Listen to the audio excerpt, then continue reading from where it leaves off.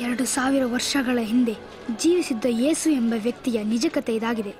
ಈ ಮಕ್ಕಳು ಯೇಸುವಿನ ಕುರಿತು ಸತ್ಯವನ್ನು ಹೇಗೆ ತಿಳಿದುಕೊಂಡರೋ ಗೊತ್ತಿಲ್ಲ, ಆದರೆ ಬಹುಶಃ ಈ ರೀತಿಯಾಗಿರಬಹುದು.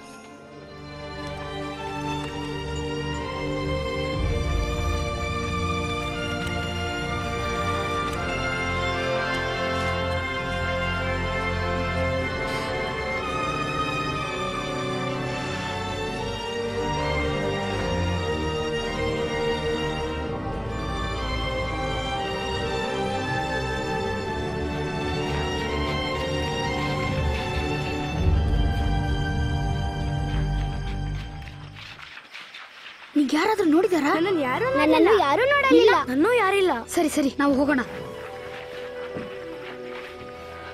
ಏನ್ ಬೇಕಾದ್ರೂ ಹೇಳು, ಪರವಾಗಿಲ್ಲ. ಬೆನ್ಯಾಮಿನ್, ದೇವರು ಯೇಸುವನ್ನು ಕಳಿಸಿದನ್ನು ನಂಬುವೆ. ಯಾಕೆಂದರೆ ಮಹತ್ ಕಾರ್ಯಗಳನ್ನ ಮಾಡ್ತಾನೆ, ಅದು ಮಂತ್ರವೂ ಆಗಿರಬಹುದು. ಅದರ ಅರ್ಥ ಇನ್ನೇನಾಗುತ್ತೆ ಹೇಳು? ಅದು ಹಾಗೆ ಯೋವೆಲ್ಲ, ಹೆಚ್ಚಿಗೆ ಹೇಳುವುದು ಬೇಡ.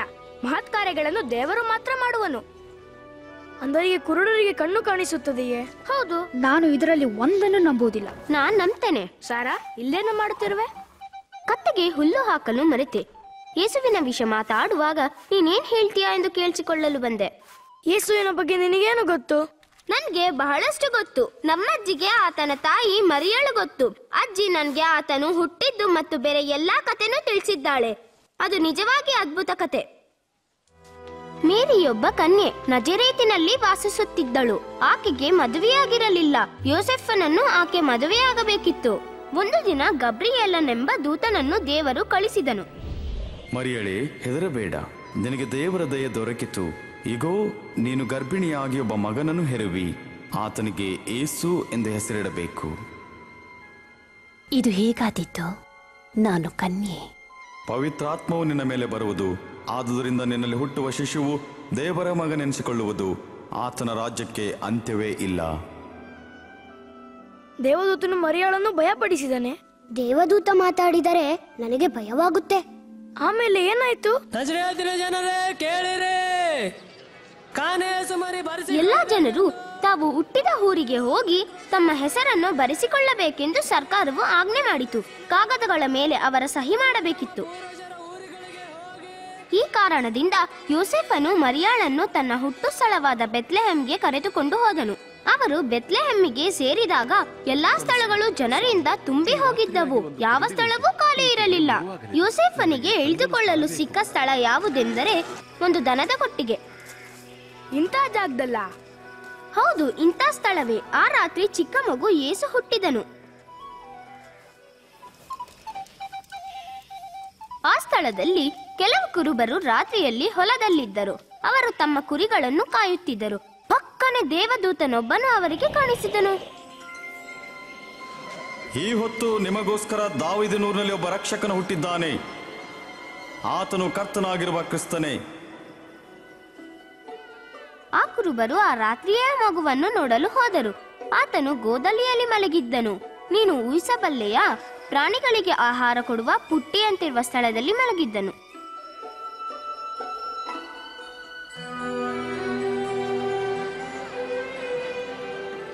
ಹುಟ್ಟಿದ ನಂತರ ಮರಿಯಳು ಮತ್ತು ಯೋಸೆಫನು ಆತನನ್ನು ಯೆರೂಸಲೇಮಿನ ದೇವಾಲಯಕ್ಕೆ ತೆಗೆದುಕೊಂಡು ಹೋದರು.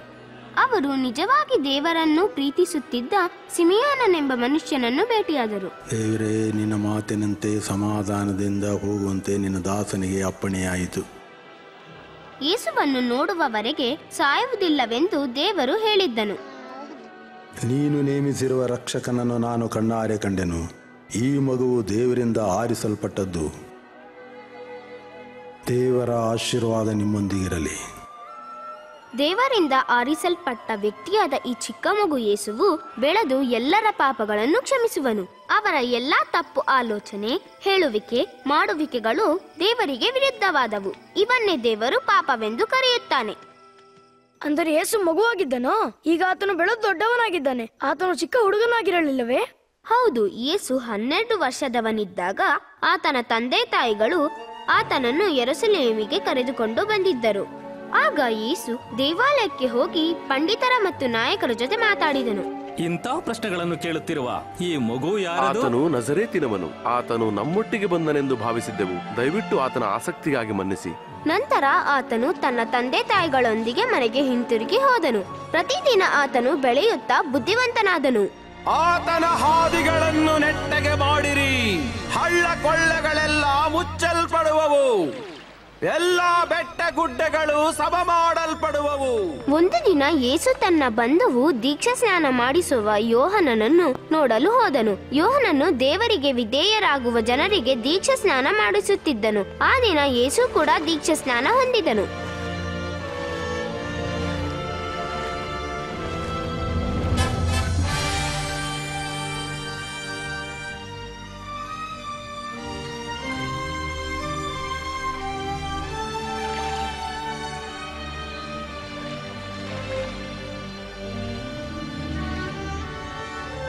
ಆಗ ಅಲ್ಲಿದ್ದ ಜನರೆಲ್ಲರೂ ಆಕಾಶದಿಂದ ಬಂದ ದೇವರ ಸ್ವರವನ್ನು ಕೇಳಿಸಿಕೊಂಡರು.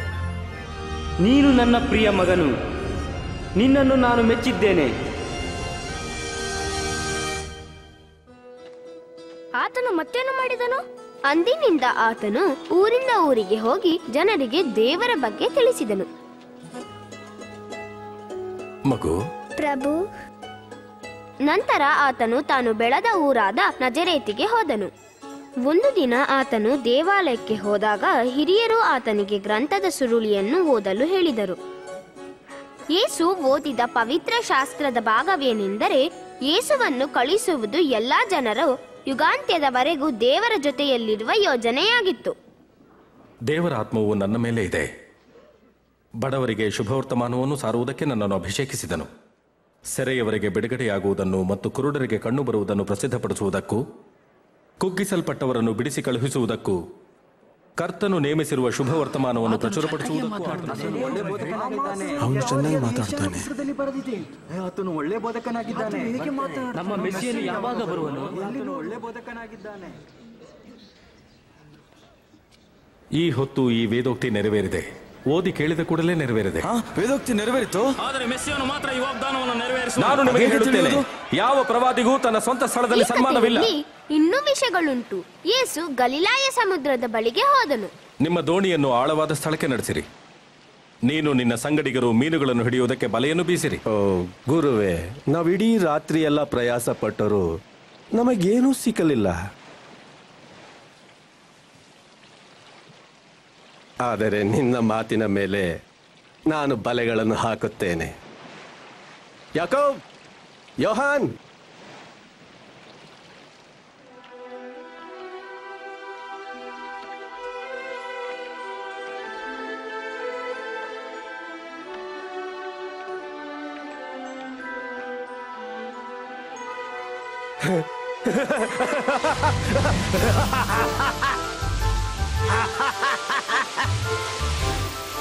ಯಾಕೋಬ್, ಯೋಹಾನ್, ನಮಗೆ ಸಹಾಯ ಮಾಡಿ. ನಿಮ್ಮ ದೋಣಿಯನ್ನು ತನ್ನಿ, ಬೇಗ ಬನ್ನಿ. ನಮ್ಮಿಂದ ಆಗುವುದಿಲ್ಲ, ನಮ್ಮ ದೋಣಿಗಳು ಸಹ ತುಂಬಿವೆ.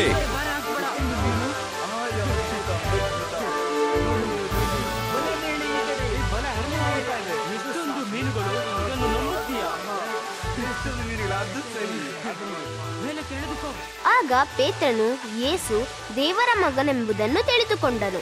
ಆದರೆ ಪೇತ್ರನು ಭಯಪಟ್ಟನು. ಅವನು ಅನೇಕ ತಪ್ಪುಗಳನ್ನು ಮಾಡಿದ್ದನು. ಯೇಸು ಪಾಪವಿಲ್ಲದವನು, ಸರ್ವಶಕ್ತನು. ಆದರೂ ತನ್ನಂತ ಕೆಟ್ಟವನನ್ನು ಹೇಗೆ ಸೇರಿಸಿಕೊಂಡನೆಂಬುದು ಅವನಿಗೆ ಅರ್ಥವಾಗಲಿಲ್ಲ. ನನ್ನನ್ನು ಬಿಟ್ಟು ಹೋಗು ಕರ್ತನೆ, ನಾನು ಪಾಪಾತ್ಮನು. ಅಂಜಬೇಡ. ನಾನು ಹೋಗೋದೇ ಒಳ್ಳೆದು. ಸರಿ, ನಾನು ಹೋಗುವೆ. ನಾನು ಹೊರಟೆ. ಮತ್ತೆ ನೋಡೋಣ. ಮತ್ತೆ ನೋಡೋಣ.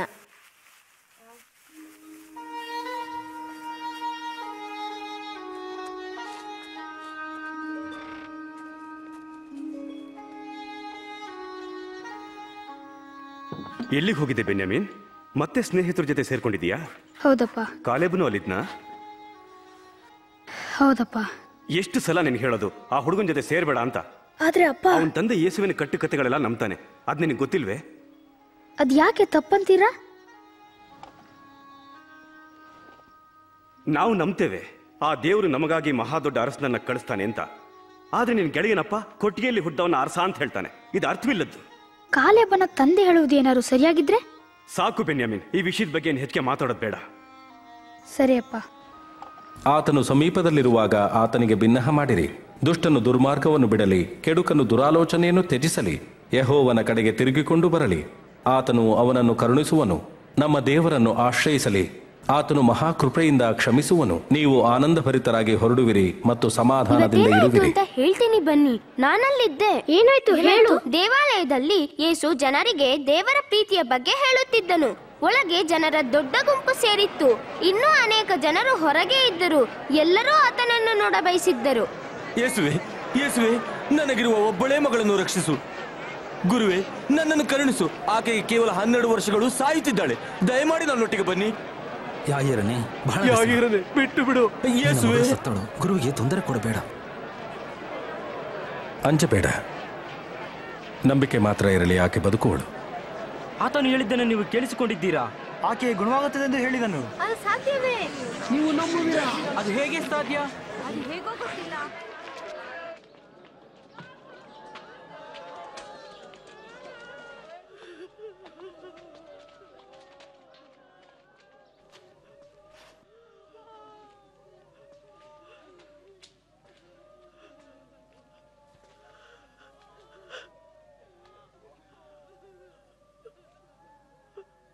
ಮಗು, ಎದ್ದೇಳು.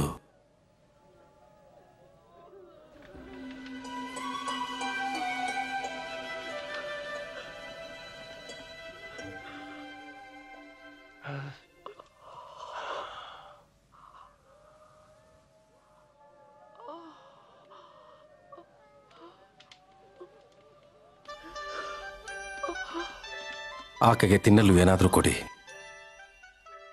ಓ, ಹಾಗೆ ನಿಜವಾಗ್ಲೂ ಆಯ್ತಾ? ಅದು ಹಾಗೆ ಆಯ್ತು. ಆಕೆಗೆ ಕಾಯಿಲೆ ಇದ್ದಂತಿರಲಿಲ್ಲ. ಯೇಸುವಿನ ಸ್ನೇಹಿತರು ಬಹಳ ಕೆಟ್ಟ ಕೆಲಸಗಳನ್ನ ಮಾಡ್ತಾರೆ ಎಂದು ನನ್ನ ತಂದೆ ಹೇಳಿದ್ದಾರೆ. ಅವರೆಲ್ಲ ಬಹಳ ಪಾಪಿಷ್ಟರೇ. ಯೇಸು ಪ್ರತಿಯೊಬ್ಬರನ್ನು ಪ್ರೀತಿಸುತ್ತಾನೆ. ಎಂತವರಾದ್ರೂ ಅವರ ಬಗ್ಗೆ ಚಿಂತಿಸುತ್ತಾನೆ. ಜನರಿಂದ ತೆರಿಗೆ ಎತ್ತುವ ಮತ್ತಾಯನೆಂಬ ಮನುಷ್ಯನು ಈ ಊರೊಳಗೆ ಬಂದಿದ್ದಾನೆಂದು ನನ್ನ ತಂದೆ ಹೇಳುತ್ತಿದ್ದರು.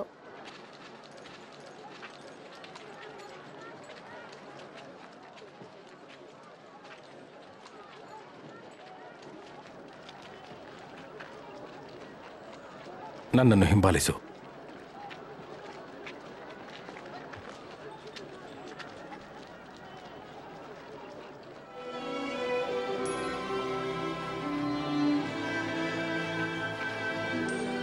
ಯೇಸು ಆರಿಸಿಕೊಂಡ 12 ಜನ ಶಿಷ್ಯರಲ್ಲಿ ಮತ್ತಾಯನೂ ಒಬ್ಬನು. ಯೇಸುವಿನ ಶಿಷ್ಯರು ಮತ್ತು ಸ್ನೇಹಿತರು ಆತನು ಹೋದಲ್ಲೆಲ್ಲ ಹೋಗುತ್ತಾರೆ. ಜನರಿಗೆ ವಾಕ್ಯ ತಿಳಿಸುವಾಗ ಆತನಿಗೆ ಸಹಾಯ ಮಾಡುತ್ತಾರೆ. ಅಲ್ಲಿರುವವರು ಸಿಮೋನನೆನಿಸಿಕೊಳ್ಳುವ ಪೇತ್ರ, ಅವನ ತಮ್ಮನಾದ ಆಂದ್ರೇಯ, ಯಾಕೋಬ, ಯೋಹಾನ, ಫಿಲಿಪ, ಬಾರ್ತಲೋಮಾಯ. ಆ ಕಡೆ ಇರುವವರು ಮತ್ತಾಯ, ತೋಮ, ಇನ್ನೊಬ್ಬ ಯಾಕೋಬ, ಇನ್ನೊಬ್ಬ ಸಿಮೋನ, ಯಾಕೋಬನ ತಮ್ಮನಾದ ಯೂದ ಮತ್ತು ಇಸ್ಕರಿಯೋತ ಯೂದ. ಅಷ್ಟೆಲ್ಲ ಹೇಗೆ ನೆನಪಿಟ್ಕೊಂಡಿದ್ಯಾ? ಅವನು ತುಂಬಾ ಜಾಣ.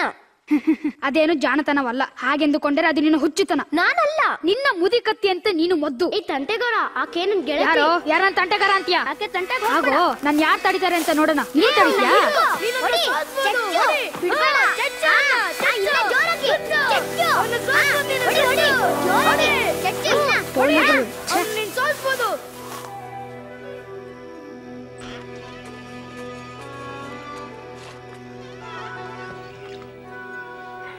ಅಪ್ಪ, ತುಂಬಾ ನೋವು. ಅದನ್ನ ಶುಚಿ ಮಾಡದಿದ್ರೆ ಹುಣ್ಣಾಗುತ್ತೆ. ಏನಾಯ್ತು? ಅವನು ಜಗಳಾಡಿದ್ದಾನೆ. ನಾನ್ ನಿನಗ್ ಕೇಳಿಲ್ಲ ಲಿಯಾ. ಕ್ಷಮಿಸಿ. ನಾನು ಕಾಲೇಬನೊಂದಿಗೆ ಗುದ್ದಾಡ್ದೆ. ಅವರು ಯೇಸುನ ವಿಷಯ ಮಾತಾಡ್ತಾರೆ. ಸ್ನೇಹಿತರೊಂದಿಗೆ ಸರಳ ಕೊಟ್ಟಿಗೆಯಲ್ಲಿ ಸೇರ್ತಾರೆ. ನಾನ್ ನಿನಗೆ ಹೇಳಿಲ್ವಾ, ಯೇಸು ಬಗ್ಗೆ ಮಾತಾಡೋದ್ರಿಂದ ಏನು ಪ್ರಯೋಜನ ಇಲ್ಲ, ಅವ್ನು ನಮ್ಮ ಅರಸ ಅಲ್ಲ, ಎಂದಿಗೂ ಆಗ್ಲಾರ ಅಂತ. ಆದ್ರೆ ಅಪ್ಪ, ಆತನು ದೇವಕುಮಾರನು ಇದ್ರೂ ಇರಬಹುದು. ಅತಿ ಆಯ್ತು.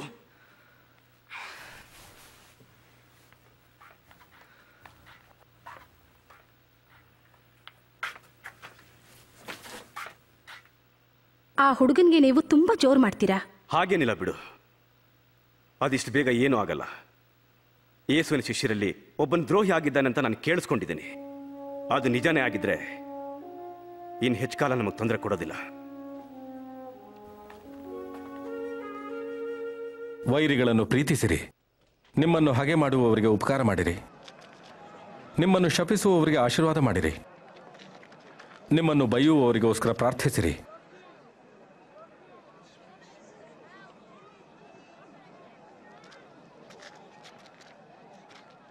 ಯಾರಾದರೂ ನಿಮ್ಮ ಒಂದು ಕೆನ್ನೆಗೆ ಹೊಡೆದರೆ ಮತ್ತೊಂದು ಕೆನ್ನೆಯನ್ನು ಹೊಡೆಯಲು ತಿರುಗಿಸಿರಿ.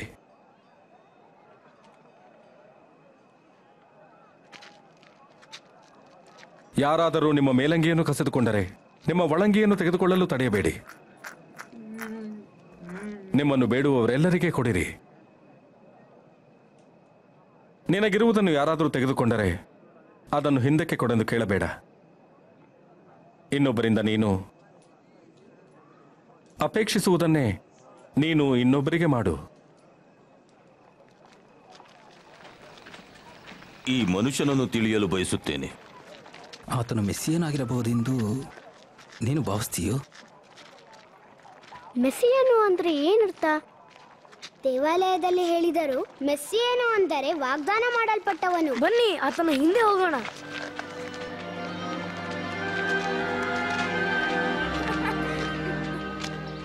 ಇದೆಷ್ಟು ಒಳ್ಳೆ ಊಟ ಅಲ್ವೇ? ಆತನು ಮಾಡಿದ ಅದ್ಭುತ ಕಾರ್ಯಗಳನ್ನು ನೋಡಿ ಇದೆಲ್ಲ ನಂಬಲಿಕ್ಕೆ ಕಷ್ಟ. ಆತನು ತೆರಿಗೆ ಎತ್ತುವರ ಮತ್ತು ಪಾಪಿಗಳ ಗೆಳೆಯನೇ ಆಗಿದ್ದಾನೆ. ಹೌದು, ಪಾಪಿಗಳ ಗೆಳೆಯನೇ ಆಗಿದ್ದಾನೆ. ಇಲ್ಲಿ ಇವಳದೇನು ಕೆಲಸ ನನಗೆ ಗೊತ್ತಿಲ್ಲ.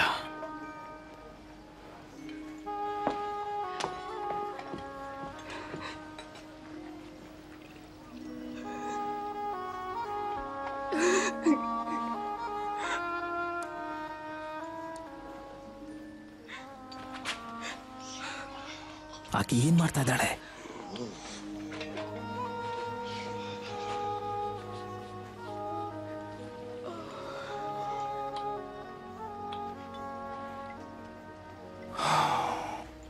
ಈ ಮನುಷ್ಯನು ಪ್ರವಾದಿಯಾಗಿದ್ದರೆ ತನ್ನನ್ನು ಮುಟ್ಟಿದ ಹೆಂಗಸು ಯಾರೆಂದು ತಿಳಿದುಕೊಳ್ಳುತ್ತಿದ್ದನು. ಎಂಥ ದುರಾಚಾರದ ಜೀವಿತ ಜೀವಿಸುತ್ತಿದ್ದಾಳೆಂದು ತಿಳಿಯುತ್ತಿದ್ದನು. ಈ ಹೆಂಗಸು ಯಾರೆಂದು ನನಗೆ ಗೊತ್ತು ಸಿಮೋನನೇ. ನಾನು ನಿನಗೆ ಒಂದು ವಿಷಯ ಹೇಳಬೇಕು. ಒಬ್ಬ ಸಾಹುಕಾರನಿಗೆ ಸಾಲ ಕೊಡಬೇಕಾಗಿರುವ ಇಬ್ಬರು ವ್ಯಕ್ತಿಗಳಿದ್ದರು. ಒಬ್ಬನು 500 ಹಣ, ಮತ್ತೊಬ್ಬನು 50 ಹಣ ಕೊಡಬೇಕಾಗಿತ್ತು. ಆದರೆ ಅವರಿಬ್ಬರಿಗೂ ಕೊಡಲಿಕ್ಕೆ ಗತಿ ಇಲ್ಲದಿರುವುದರಿಂದ ಇಬ್ಬರನ್ನು ಮನ್ನಿಸಿಬಿಟ್ಟನು. ಇವರಲ್ಲಿ ಯಾವನು ಹೆಚ್ಚು ಪ್ರೀತಿಸುವವನು? ಇವರಲ್ಲಿ ಯಾರನ್ನು ಹೆಚ್ಚಾಗಿ ಮನ್ನಿಸಿದನೋ ಅವನೇ. ನೀನು ಹೇಳಿದ್ದು ಸರಿ. ನೀನು ಈ ಹೆಂಗಸನ್ನು ನೋಡಿದ್ದೀಯಾ? ನಾನು ನಿನ್ನ ಮನೆಗೆ ಬಂದಾಗ ನನಗೆ ಕಾಲು ತೊಳೆಯಲಿಕ್ಕೆ ನೀನು ನೀರು ಕೊಡಲಿಲ್ಲ. ಆದರೆ ಇವಳು ನಾನು ಬಂದ ಕೂಡಲೇ ತನ್ನ ಕಣ್ಣೀರಿನಿಂದ ನನ್ನ ಕಾಲು ತೊಳೆದು ತನ್ನ ಕೂದಲಿನಿಂದ ಒರೆಸಿದಳು. ನನಗೆ ನೀನು ಮುದ್ದಿಟ್ಟು ಸ್ವೀಕಾರ ಮಾಡಲಿಲ್ಲ. ಇವಳಾದರೂ ನಾನು ಬಂದಾಗಿನಿಂದ ನನ್ನ ಕಾಲಿಗೆ ಮುದ್ದಿಡುವುದನ್ನು ಬಿಡಲಿಲ್ಲ. ನೀನು ನನ್ನ ತಲೆಗೆ ಎಣ್ಣೆ ತಂದು ಕೊಡಲಿಲ್ಲ. ಇವಳಾದರೂ ಸುಗಂಧ ತೈಲವನ್ನು ಕಾಲಿಗೆ ಹಚ್ಚಿದಳು. ನಾನು ಹೇಳುವುದೇನೆಂದರೆ, ಆಕೆಯು ತೋರಿಸಿದ ದೊಡ್ಡ ಪ್ರೀತಿಯೇ ಎಲ್ಲ ಪಾಪಗಳನ್ನು ಕ್ಷಮಿಸಲ್ಪಟ್ಟಿವೆ ಎಂದು ತೋರಿಸುತ್ತಿದೆ. ಯಾರಿಗೆ ಸ್ವಲ್ಪವಾಗಿ ಕ್ಷಮಿಸಲ್ಪಟ್ಟಿದೆಯೋ ಸ್ವಲ್ಪವೇ ಪ್ರೀತಿ ಎಂದೆನಿಸುತ್ತದೆ.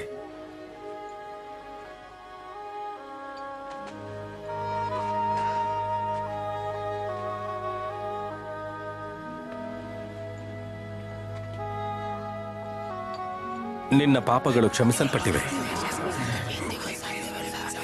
ನಿನ್ನ ನಂಬಿಕೆಯೇ ರಕ್ಷಿಸಿದೆ. ಸಮಾಧಾನದಿಂದ ಹೋಗು.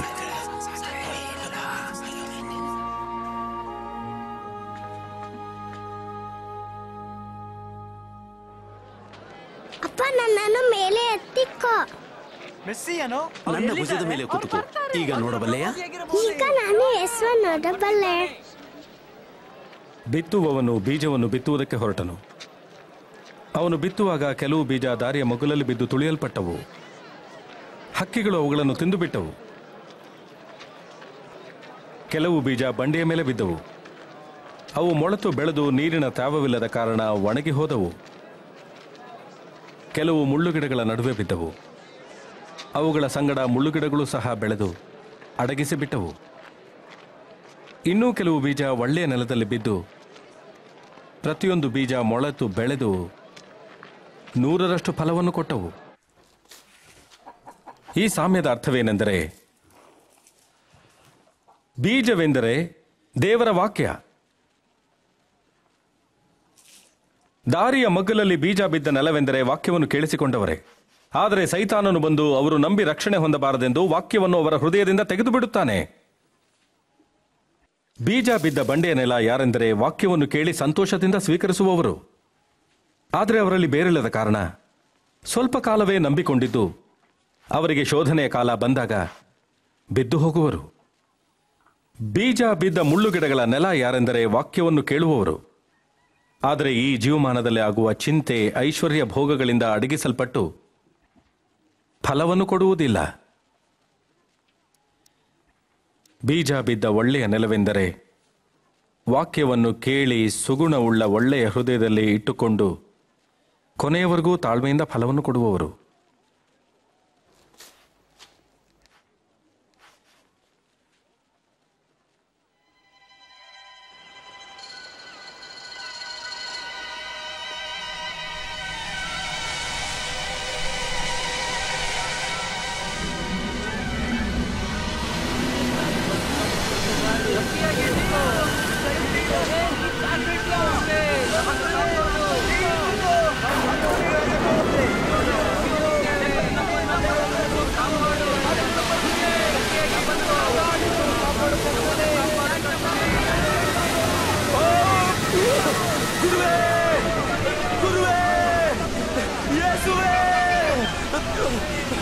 ನಾವು ಸಾಯುತ್ತಿದ್ದೇವೆ. ಅಲೆಗಳು ನಮ್ಮನ್ನು ಮುಟ್ಟಿಕೊಂಡಿವೆ. ನಾವು ಮುಳುಗುತ್ತಿದ್ದೇವೆ. ನಮ್ಮನ್ನು ಕಾಪಾಡು ಗುರುವೇ.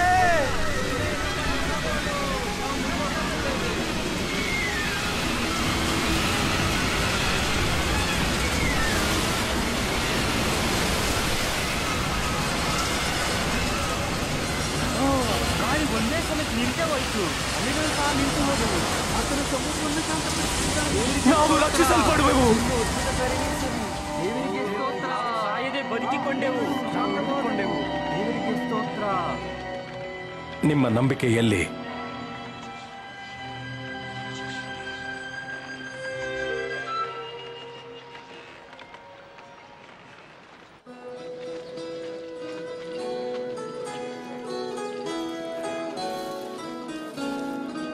ಇದು ನಂಗೆ ತುಂಬಾ ಇಷ್ಟ.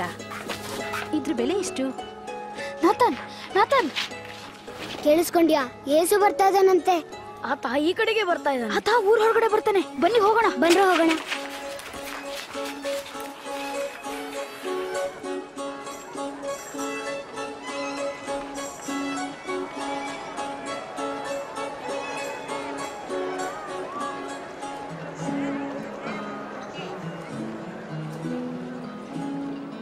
ಪಾಪ ನಿನಗೆ ಹೊಡೆನಲ್ಲ ಬೆನ್ಯಾಮಿನ್, ನನಗೆ ಕ್ಷಮಿಸ್ಬಿಡು.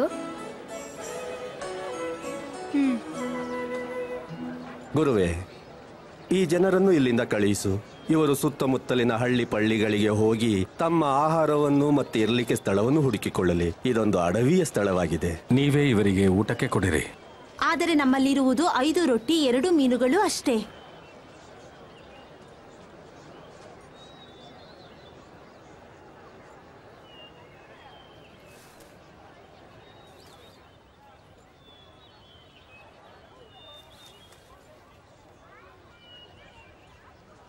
ಸ್ತುತಿಗೆ ಪಾತ್ರನಾದ ಓ ಕರ್ತನಾದ ದೇವರೇ, ವಿಶ್ವದ ಒಡೆಯನೇ, ಭೂಮಿಯಿಂದ ಆಹಾರವನ್ನು ಒದಗಿಸುವವನೇ, ನಿನಗೆ ಸ್ತೋತ್ರವಾಗಲಿ.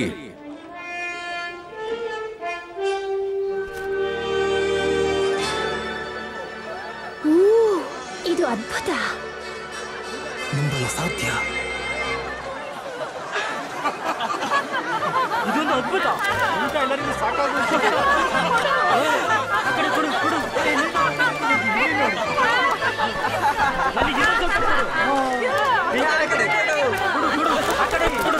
ನನಗೆ ಕೊಡು.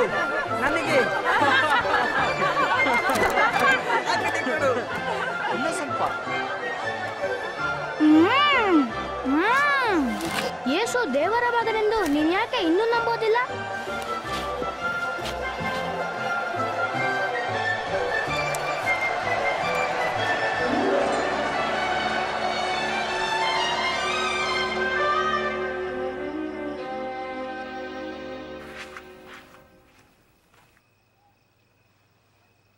ಎಲ್ಲಿ ಹೋಗಿದ್ದೆ ನೀನು?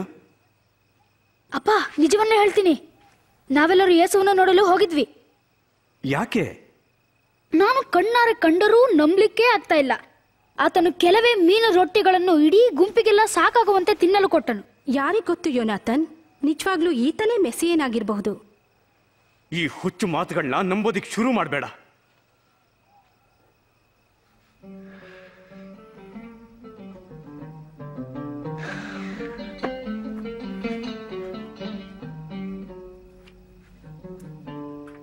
ನಾವೇನು ಮಾಡಬೇಕು? ಶಾಸ್ತ್ರದಲ್ಲಿ ಏನು ಬರೆದಿದೆ, ಅದನ್ನು ಹೇಗೆ ಅರ್ಥ ಮಾಡಿಕೊಂಡಿದ್ದೆ? ನಿನ್ನ ದೇವರಾದ ಕರ್ತನನ್ನು ನಿನ್ನ ಪೂರ್ಣ ಹೃದಯದಿಂದಲೂ, ಪೂರ್ಣ ಪ್ರಾಣದಿಂದಲೂ, ಪೂರ್ಣ ಶಕ್ತಿಯಿಂದಲೂ, ಪೂರ್ಣ ಬುದ್ಧಿಯಿಂದಲೂ ಪ್ರೀತಿಸು, ಮತ್ತು ನಿನ್ನ ನೆರೆಯವನನ್ನು ನಿನ್ನಂತೆಯೇ ಪ್ರೀತಿಸು. ನೀನು ಹೇಳಿದ್ದು ಸರಿ. ಹಾಗೆ ನಡೆದರೆ ಜೀವಿಸುವಿ. ನನ್ನ ನೆರೆಯವನು ಯಾರು? ಒಬ್ಬ ಮನುಷ್ಯನು ಯೆರೂಸಲೇಮಿನಿಂದ ಎರಿಕೋವಿಗೆ ಹೋಗುತ್ತಿರುವಾಗ ಕಳ್ಳರ ಕೈಗೆ ಸಿಕ್ಕಿದನು. ಅವರು ಅವನನ್ನು ಸುಲಿಗೆ ಮಾಡಿಕೊಂಡು ಗಾಯವಾಗುವಷ್ಟು ಹೊಡೆದು ಅರೆಜೀವ ಮಾಡಿ ಹೋದರು. ಆಗ ಒಬ್ಬ ಯಾಜಕನು ಆ ದಾರಿಯಲ್ಲಿ ಬರುತ್ತಾ ಅವನನ್ನು ಕಂಡು ಓರೆಯಾಗಿ ಹೋದನು. ಅದೇ ರೀತಿಯಲ್ಲಿ ಒಬ್ಬ ಲೇವಿಯನು ಆ ಸ್ಥಳಕ್ಕೆ ಬಂದು ಅವನನ್ನು ಕಂಡು ಅವನು ಸಹ ಓರೆಯಾಗಿ ಹೋದನು. ಆದರೆ ಒಬ್ಬ ಸಮಾರ್ಯದವನು ಪ್ರಯಾಣ ಮಾಡುತ್ತಾ ಅವನಿದ್ದಲ್ಲಿಗೆ ಬಂದು ಅವನನ್ನು ಕಂಡು ಕನಿಕರಿಸಿ ಹತ್ತಿರಕ್ಕೆ ಹೋಗಿ ಅವನ ಗಾಯಗಳಲ್ಲಿ ಎಣ್ಣೆಯನ್ನು ದ್ರಾಕ್ಷಾರಸವನ್ನು ಹೊಯ್ದು ಕಟ್ಟಿ ತನ್ನ ವಾಹನದ ಮೇಲೆ ಹತ್ತಿಸಿಕೊಂಡು ಛತ್ರದವನಿಗೆ ಒಪ್ಪಿಸಿದನು. ಮರುದಿನ ಅವನು 2 ಬೆಳ್ಳಿ ನಾಣ್ಯಗಳನ್ನು ಕೊಟ್ಟು, ಇವನನ್ನು ಆರೈಕೆ ಮಾಡು, ಇದಕ್ಕಿಂತ ಹೆಚ್ಚಾಗಿ ಏನಾದರೂ ವೆಚ್ಚ ಮಾಡಿದರೆ ನಾನು ಹಿಂತಿರುಗಿ ಬಂದಾಗ ನಿನಗೆ ಕೊಡುವೆನು ಅಂದನು.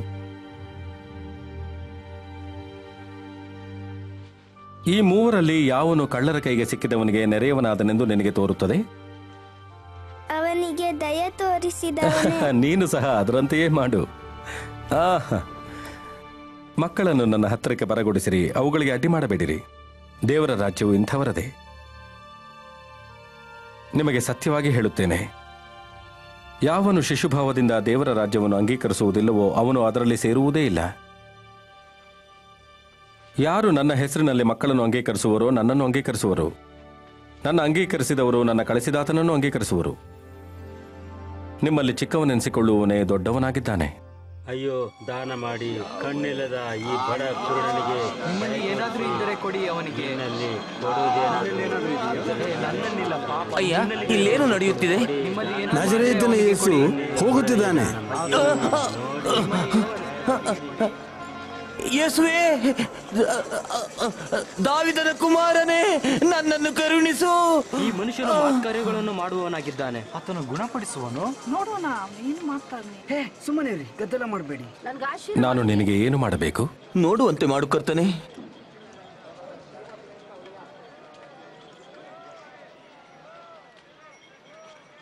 ಈಗ ನೋಡು, ನಿನ್ನ ನಂಬಿಕೆಯೇ ನಿನ್ನನ್ನು ಸ್ವಸ್ಥಪಡಿಸಿದೆ.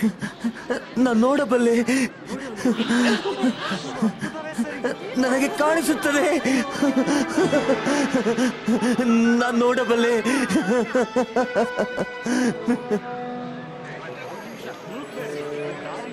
ಈ ಮನುಷ್ಯನು ನಿಜವಾಗಿಯೂ ಒಬ್ಬ ಪ್ರವಾದಿ. ನನ್ನ ಕರ್ತನೇ, ಗುರುವೇ, ನನ್ನನ್ನು ರಕ್ಷಿಸು. ಓ ಕರ್ತನೆ, ನಮ್ಮನ್ನು ರಕ್ಷಿಸು, ರಕ್ಷಿಸು. ಕರ್ತನಿಗೆ ಸ್ತೋತ್ರ. ನಿಜವಾದ ದಾರಿಯನ್ನು ನಮಗೆ ತೋರಿಸು ಕರ್ತನೆ. ನಾನು ಆತನನ್ನು ನೋಡಬಲ್ಲೆ. ಅಲ್ಲಿ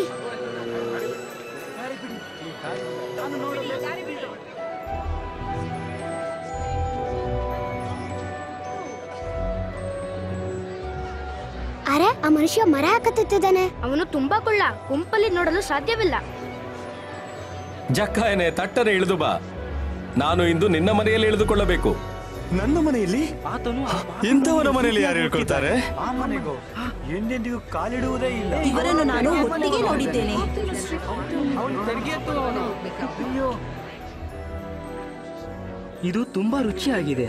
ಹೇ, ನನಗೂ ರೊಟ್ಟಿ ಬಡಿಸು. ಹಣ್ಣುಗಳು ಎಷ್ಟು ರುಚಿಯಾಗಿದೆ. ಆಶ್ಚರ್ಯ. ಬೇಷ್, ಎಲ್ಲವೂ ಚೆನ್ನಾಗಿದೆ. ಕುಡಿಯಲು ಇನ್ನೂ ಪಾನೀಯ ಬೇಕೋ?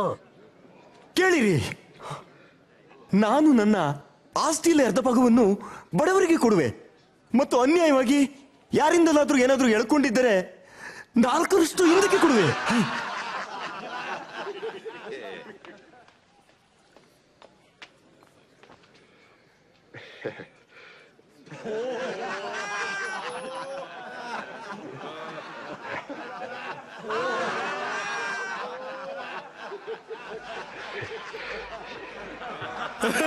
ನಾನು ನಂಬಲಾರೆ. ಒಬ್ಬ ಸುಂಕದವನು ತಾನು ಎಳಕೊಂಡ ಸುಂಕವನ್ನು ಹಿಂತಿರುಗಿ ಕೊಡುವನು? ಇದು ಅಸಾಧ್ಯ. ಈ ಹೊತ್ತು ಈ ಮನೆಗೆ ರಕ್ಷಣೆ ಆಯಿತು. ಇವನು ಸಹ ಅಬ್ರಹಾಮನ ವಂಶದವನು. ಮನುಷ್ಯಕುಮಾರನು ಕೆಟ್ಟು ಹೋದವರನ್ನು ಹುಡುಕಿ ರಕ್ಷಿಸುವುದಕ್ಕೆ ಬಂದನು.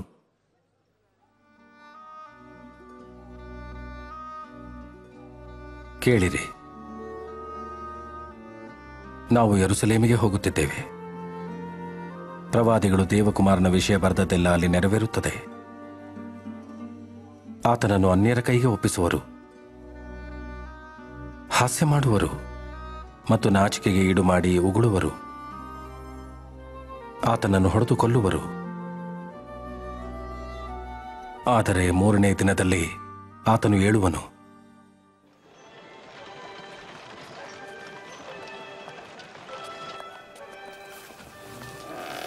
ಹಾಯ್ ಸರ. ಹಾಯ್. ಹಾಯ್. ಅರೆ, ಏನೋ ಈ ಸ್ಥಳ ವಿಚಿತ್ರವಾಗಿದೆಯಲ್ಲ. ಹೌದು, ಸಾರಳ ಕತ್ತೆ ಕಾಣುತ್ತಿಲ್ಲ, ಕಳವಾಗಿದೆ. ಅದು ಕಳೆದು ಹೋಗಿಲ್ಲ, ಒಬ್ಬರಿಗೆ ಕೊಟ್ಟಿದ್ದೇನೆ. ನಿನ್ ಮುದ್ದಿ ಕತ್ತೆನ ಯಾರಿಷ್ಟಪಟ್ಟಾರು?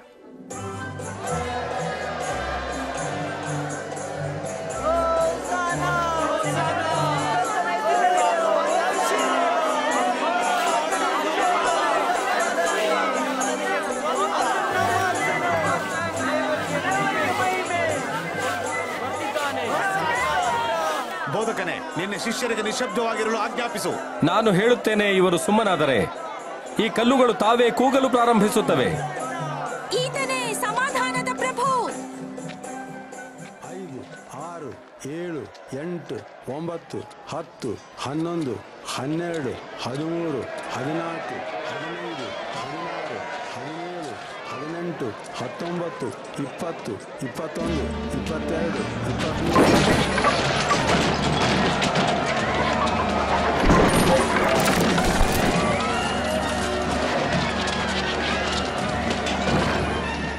ಯೇಸುವಿಗೆ ಅಷ್ಟೇ ಕೋಪ?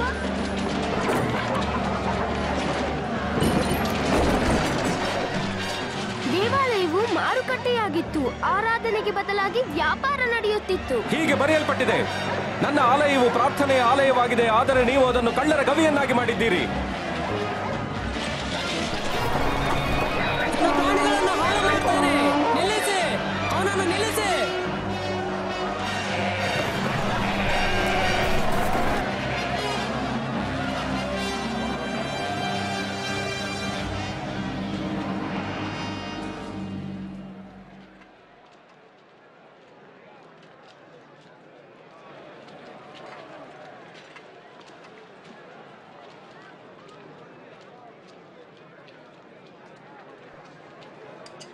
ಇದು ಅತಿ ಕಡಿಮೆ. ಹೆಚ್ಚಿಗೆ ಕೊಡಲು ಆಗುದಿಲ್ಲವಾ? ನಾನು ನಿಮಗೆ ಹೇಳುತ್ತೇನೆ, ಈ ಬಡ ವಿಧವೆಯು ಇತರರು ಕೊಡುವುದಕ್ಕಿಂತ ಹೆಚ್ಚಾಗಿ ಕೊಟ್ಟಿದ್ದಾಳೆ. ಅವರೆಲ್ಲರೂ ತಮಗೆ ಸಾಕಾಗಿ ಮಿಕ್ಕಿದ್ದರಲ್ಲಿ ಕಾಣಿಕೆ ಕೊಟ್ಟರು. ಆದರೆ ಈಕೆಯಾದರೂ ಬಡತನದಲ್ಲಿಯೂ ತನ್ನ ಜೀವನಕ್ಕೆ ಇದ್ದದ್ದೆಲ್ಲವನ್ನು ಕಾಣಿಕೆಯಾಗಿ ಕೊಟ್ಟು ಬಿಟ್ಟಳು. ಬೋಧಕನೇ, ನೀನು ಸರಿಯಾಗಿ ಮಾತನಾಡುತ್ತಾ ಉಪದೇಶಿಸುತ್ತೀ ಎಂದು ನಮಗೆ ಗೊತ್ತು. ನೀನು ಯಾರಿಗೂ ಮುಖದಾಕ್ಷಣ್ಯ ಮಾಡುವುದಿಲ್ಲವೆಂದು ನಮಗೆ ಗೊತ್ತಿದೆ. ಆದರೆ ನೀನು ಮನುಷ್ಯರಿಗಾಗಿ ದೇವರ ಚಿತ್ತವೇನೆಂಬ ಸತ್ಯಾಂಶವನ್ನು ಬೋಧಿಸುತ್ತಿ. ಹೌದು, ನಾವು ರೋಮ್ ಚಕ್ರವರ್ತಿಗೆ ಕಂದಾಯ ಕೊಡುವುದು ನೇಮದ ಪ್ರಕಾರ ಸರಿಯೋ ಸರಿಯಲ್ವೋ ಹೇಳು. ಎಚ್ಚರಿಕೆಕರ್ತನೆ ತಪ್ಪಿನಲ್ಲಿ ಸಿಕ್ಕಿಸಲು ಯತ್ನಿಸುತ್ತಿದ್ದಾನೆ. ಒಂದು ಬೆಳ್ಳಿಯ ನಾಣ್ಯವನ್ನು ತೋರಿಸಿ. ಒಂದು ಬೆಳ್ಳಿ ನಾಣ್ಯ?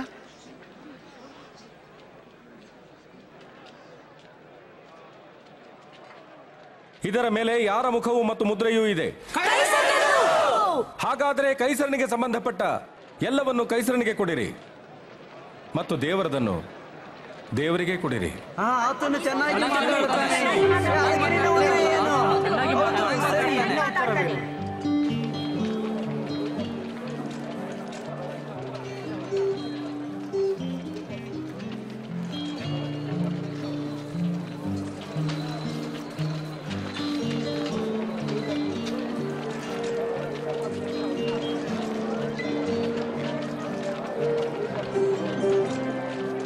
ಎಲ್ಲೋಡು, ಪೇತ್ರ ಅಲ್ಲಿದ್ದಾನೆ.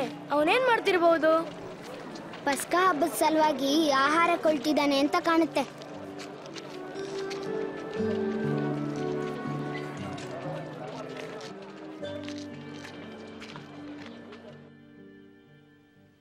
ನಾನು ಶ್ರಮೆ ಅನುಭವಿಸುವುದಕ್ಕೆ ಮುಂಚೆ ನಿಮ್ಮ ಸಂಗಡ ಪಸ್ಕದ ಊಟ ಮಾಡಲು ಅಪೇಕ್ಷಿಸುತ್ತೇನೆ.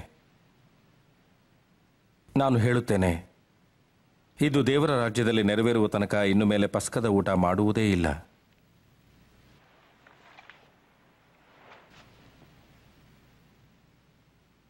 ಸ್ತುತಿಗೆ ಪಾತ್ರನಾದ ಓ ಕರ್ತನೆ, ವಿಶ್ವದ ಒಡೆಯನೇ, ದ್ರಾಕ್ಷಾಫಲದಿಂದ ರಸವನ್ನು ಕೊಡುವ ನಿನಗೆ ಸ್ತೋತ್ರ.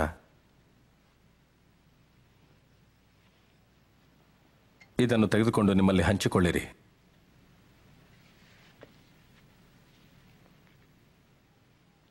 ಸ್ತುತಿಗೆ ಪಾತ್ರನಾದ ಓ ಕರ್ತನೆ, ವಿಶ್ವದ ಒಡೆಯನೇ, ಭೂಮಿಯಿಂದ ಆಹಾರ ಕೊಡುವ ನಿನಗೆ ಸ್ತೋತ್ರ.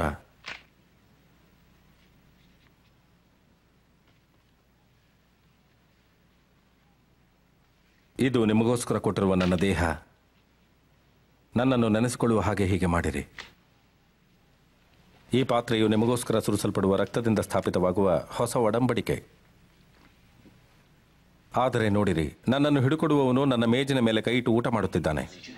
ಮನುಷ್ಯಕುಮಾರನು ನೇಮಕದ ಪ್ರಕಾರ ಹೊರಟು ಹೋಗುತ್ತಾನೆ ಸರಿ, ಆದರೆ ಆತನನ್ನು ಹಿಡುಕೊಡುವವನ ಗತಿ ಏನು ಹೇಳಲಿ? ಇದಾಗದು ಕರ್ತನೆ, ನಾನು ಇದಾಗದು ಕೆಲಸ ಮಾಡುವ ಇದು ಅಸಾಧ್ಯ. ಯಾರ ವಿಷಯ ಮಾತಾಡ್ತಾ ಇದ್ದಾರೆ? ಕರ್ತನೆ, ಆ ದ್ರೋಹಿಯ ಹೆಸರೇನು? ಇಂತಹ ಕೆಟ್ಟ ಕೆಲಸವನ್ನು ನಾನು ಮಾಡುವುದಿಲ್ಲ.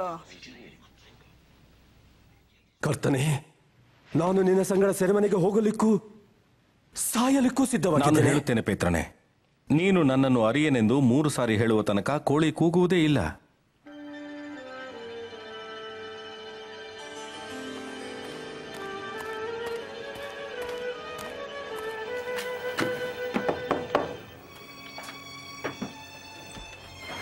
ಸಭೆಯು ತನ್ನ ತೀರ್ಮಾನವನ್ನು ಮಾಡಿದೆ.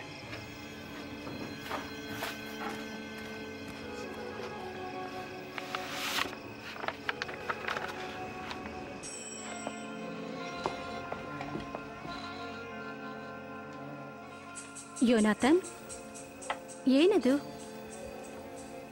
ಅರಸನೆನಿಸಿಕೊಂಡವನ ಆಡಳಿತಕ್ಕೆ ಅಂತ್ಯ ಬಂದಿರೋ ಹಾಗೆ ಕಾಣುತ್ತೆ. ಅಧಿಕಾರಿಗಳಿಂದ ಸಂದೇಶ ಬಂದಿದೆ. ಯೇಸುವಿನ ಶಿಷ್ಯರಲ್ಲಿ ಒಬ್ಬನಾದ ಇಸ್ಕರಿಯೋತ ಯೂದನು ಆತನನ್ನು ಹಿಡಿದುಕೊಡುವೆನೆಂದು ಮಾತು ಕೊಟ್ಟಿದ್ದಾನೆ.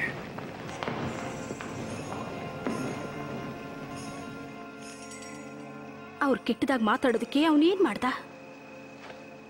ಹೆಚ್ಚೇನಲ್ಲ, 30 ರೂಪಾಯಿಗಳಷ್ಟೇ.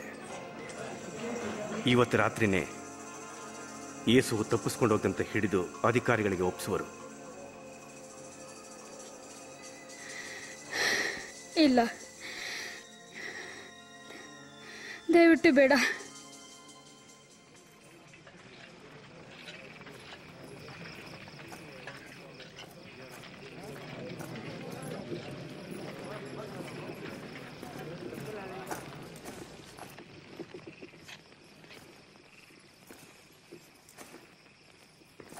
ಯೂದನೇ,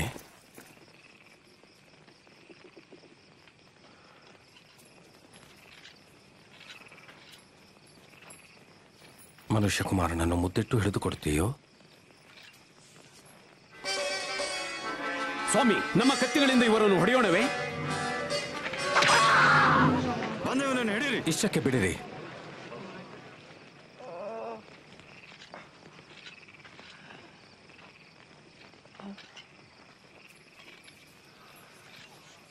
ಇದು ಅದ್ಭುತ. ಕಳ್ಳನನ್ನು ಹಿಡಿಯಲು ಬಂದಂತೆ ಕತ್ತಿ ದೊಣ್ಣೆಗಳನ್ನು ತೆಗೆದುಕೊಂಡು ಬಂದಿರಾ? ನಾನು ದಿನಾಲೂ ದೇವಾಲಯದಲ್ಲಿ ನಿಮ್ಮ ಸಂಗಡ ಇದ್ದಾಗ ನೀವು ನನ್ನ ಮೇಲೆ ಕೈ ಹಾಕಲಿಲ್ಲ. ಆದರೆ ಇದು ನಿಮ್ಮ ಕಾರ್ಯದ ಸಮಯ. ಇದು ಅಂಧಕಾರದ ದೊರೆತನ.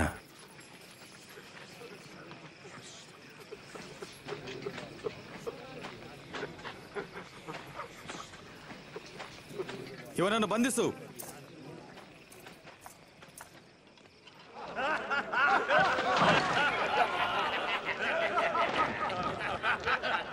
ಇದೊಂದು ರಾಜನು ಧರಿಸುವ ಉಡುಪು. ಮುಂದೇನಾಗುವುದು ನಮಗೆ ಹೇಳು. ನಮ್ಮನ್ನು ಉಳಿಸಬಲ್ಲಿಯಾ ಮಹಾರಾಜನೇ? ನಮ್ಮನ್ನು ಉಳಿಸಬಲ್ಲಿಯಾ?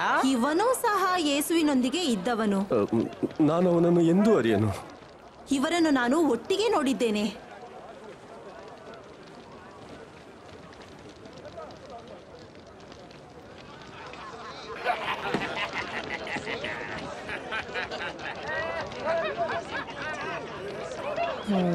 ನೀನು ಸಹ ಅವರಲ್ಲಿ ಒಬ್ಬನಲ್ಲವೇ?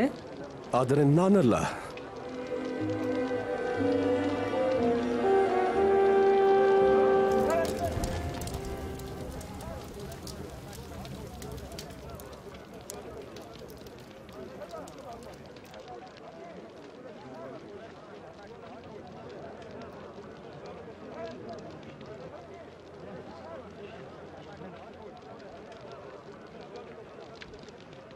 ಸಂದೇಹವೇ ಇಲ್ಲ, ಇವನು ಯೇಸುವಿನ ಸಂಗಡ ಇದ್ದವನು, ಇವನು ಗಲಿಲಾಯದವನೇ. ನೀನು ಏನು ಹೇಳುತ್ತೀಯೋ ನನಗೆ ಗೊತ್ತೇ ಇಲ್ಲ.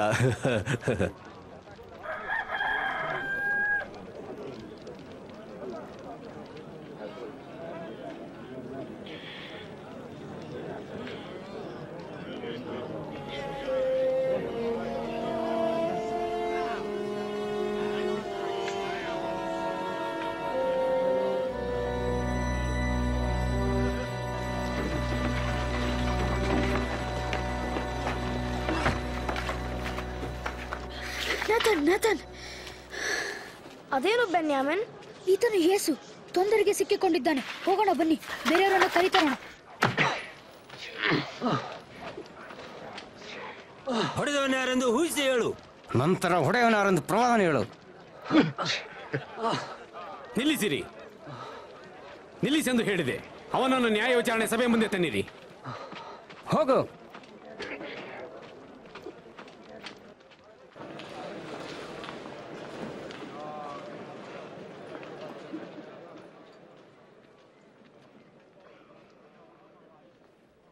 ನಮಗೆ ಹೇಳು, ಆ ಮೆಸ್ಸಿಯನು ನೀನು?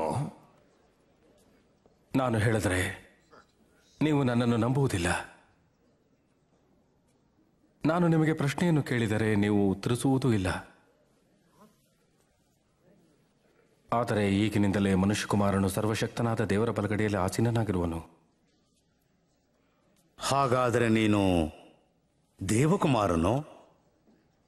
ನೀನು ಹೇಳಿದಂತೆ ನಾನು.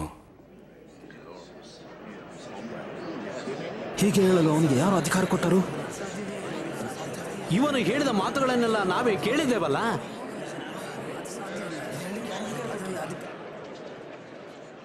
ಇವನನ್ನು ಪಿಲಾತನ ಬಳಿಗೆ ಕರೆದೊಯ್ಯೋಣ. ಹೌದೌದು, ಈತನನ್ನು ಕರೆದುಕೊಂಡು ಹೋಗಿ.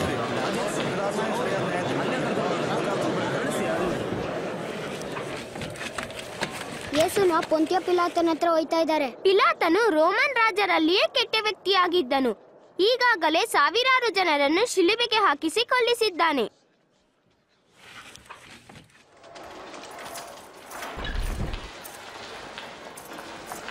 ನಡಿ.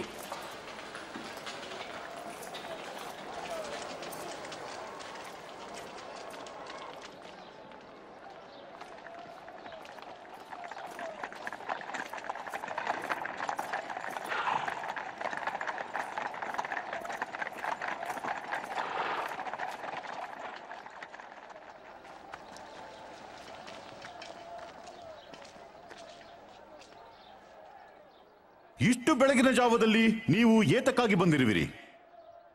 ನಮ್ಮ ಜನರ ಮನಸ್ಸನ್ನು ಕೆಡಿಸುತ್ತಿದ್ದ ಈ ಮನುಷ್ಯನನ್ನು ಹಿಡಿದಿದ್ದೇವೆ. ಪೇಟೆಯಲ್ಲಿ ಬಹಳ ಗದ್ದಲ ಮಾಡಿದ್ದಾನೆ. ಇವನಿಗೆ ಯಾವ ಶಿಕ್ಷೆ ಆಗಬೇಕು? ಇವನನ್ನು ದಂಡಿಸು. ದಂಡಿಸಲು ಸಾಧ್ಯವಿಲ್ಲ. ನಾನು ಇವನಲ್ಲಿ ಅಪರಾಧವೇನೂ ಕಂಡಿಲ್ಲ. ನಾವು ಇವನಲ್ಲಿ ಕಪಟವನ್ನು ಕಂಡಿದ್ದೇವೆ. ಇವನು ಚಕ್ರವರ್ತಿಗೆ ಕಂದಾಯವನ್ನು ಕೊಡಬಾರದೆಂದು ಜನರಿಗೆ ಹೇಳುತ್ತಿದ್ದಾನೆ. ತಾನೇ ಮೆಸ್ಸಿಯನು ಮತ್ತು ಅರಸನು ಎಂದು ಹೇಳಿಕೊಳ್ಳುತ್ತಿದ್ದಾನೆ. ಇವನು ಅರಸನೋ? ನೀನೇ ಯಹೂದ್ಯರ ಅರಸನೋ? ನೀನೇ ಹೇಳಿದ್ದಿ. ಇವನು ಗಲಿಲಾಯದಲ್ಲಿ ಪ್ರಾರಂಭಿಸಿ ಈಗ ಇಲ್ಲಿಗೆ ಬಂದಿದ್ದಾನೆ. ಗಲಿಲಾಯದಲ್ಲಿ? ಈ ಮನುಷ್ಯ ಗಲಿಲಾಯದವನು? ಹಾಗಾದರೆ ಹೆರೋದನೇ ಇವನನ್ನು ವಿಚಾರಣೆ ಮಾಡಲಿ. ಹೆರೋದನು ಇನ್ನೂ ಯೆರೂಸಲೇಮಿನಲ್ಲಿದ್ದಾನಲ್ಲ, ಹೆರೋದನ ಬಳಿಗೆ ತೆಗೆದುಕೊಂಡು ಹೋಗಿ.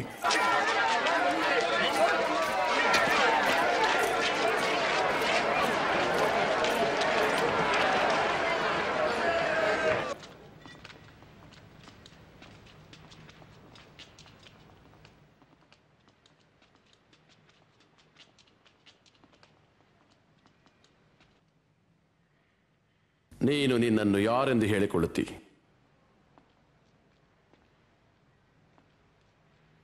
ನಿನ್ನ ಶಿಷ್ಯರೆಂದು ನೀನು ಹೇಳಿಕೊಳ್ಳುವವರು ಯಾರು? ನೀನು ಸೂಚಕ ಕಾರ್ಯಗಳನ್ನು ಮಾಡಬಲ್ಲೆ ಎಂದು ಅನೇಕರು ಹೇಳ್ತಾರಲ್ಲ,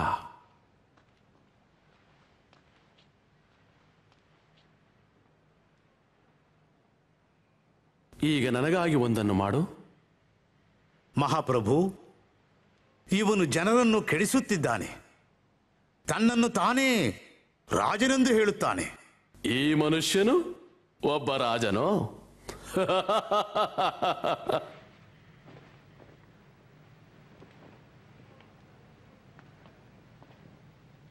ಓ ಮಹಾರಾಜರೇ,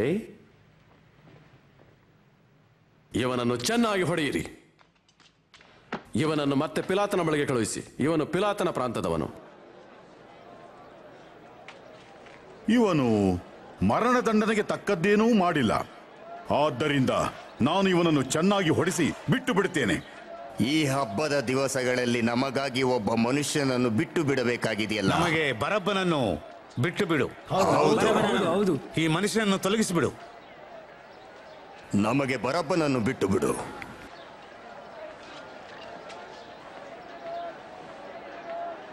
ಶಿಲುಬೆಗೆ ಹಾಕಿಸು. ನೀವು ಕೊರಡೆಗಳಿಂದ ಇವನನ್ನು ಹೊಡೆಯಿರಿ.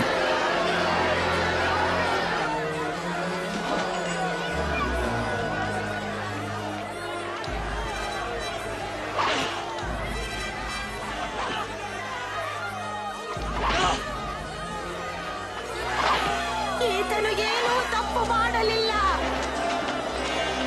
ಹಿಂದೆ ನಡೆ, ಹೊರಗೆ ದಾರಿ ಬಿಡು. ಇಲ್ಲಿಂದ ಹೋಗಿ, ಇಲ್ಲಿಂದ ಹೊರಗೆ. ಹಿಂದೆ ಸರಿ, ನಾನು ಹೇಳ್ದಾಗ ಸರಿ. ಅವರು ಆತನನ್ನು ಕೊಲ್ಲುವರೆ. ಎದ್ದೇಳು, ಎದ್ದೇಳು. ನಿನ್ನ ಹೆಸರೇನು? ನಾನು ಕೊರೆನಿದ ಸಿಮೋನ ಸರ್. ಇಲ್ಲಿ ಬಂದ್ಬಿಡು.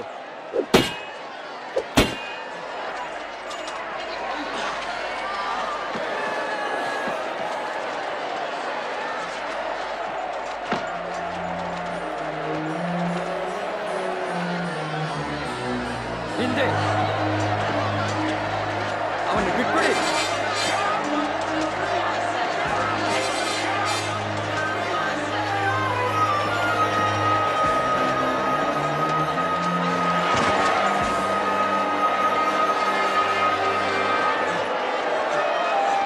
ಇಲ್ಲಿ ಕೆಳಗೆ ಬಂದ್ಬಿಡು.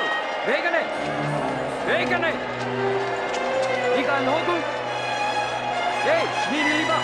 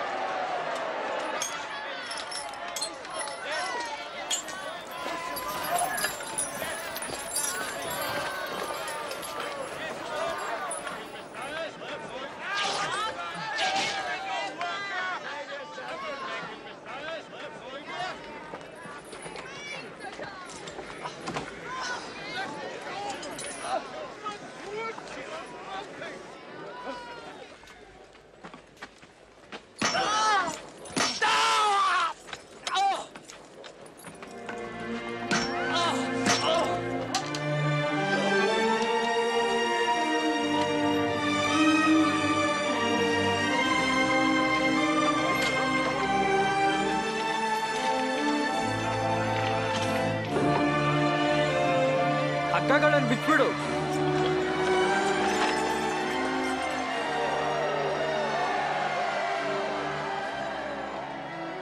ಅವರನ್ನು ಕ್ಷಮಿಸು ತಂದೆಯೇ. ಅವರು ಏನು ಮಾಡುತ್ತಾರೆಂದು ಅರಿಯರು.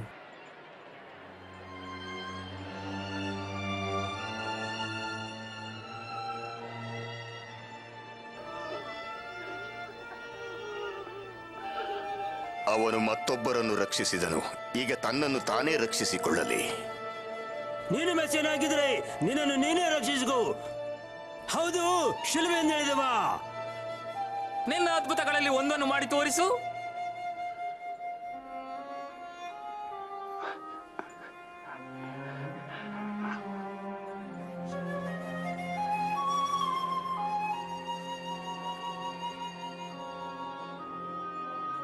ಆ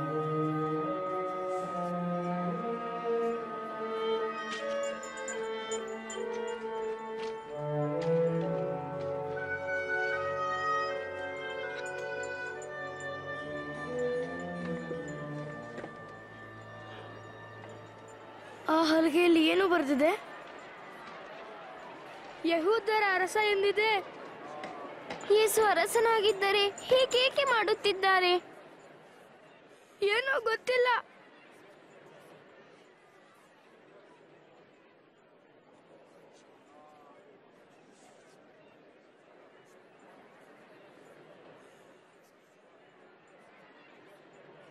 ಯೋನಾಥನ್, ಅದನ್ನ ನೀನು ನಿಜ ಅನ್ಕೊ.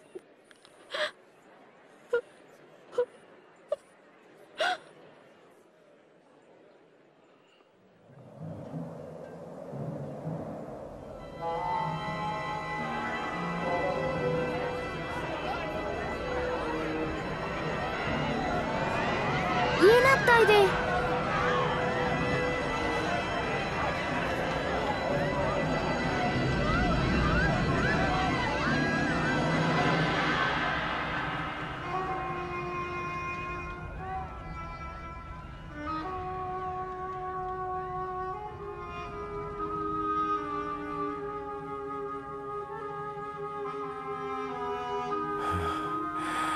ತಂದೆಯೇ,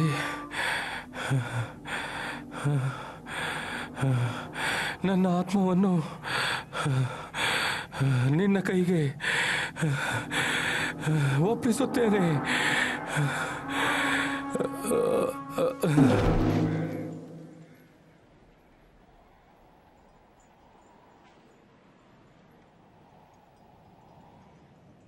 ನಾನು ನನ್ನ ಗುರುವಿಗೆ ಒಂದು ಸಮಾಧಿಯನ್ನು ತಯಾರಿಸಿದ್ದೇನೆ.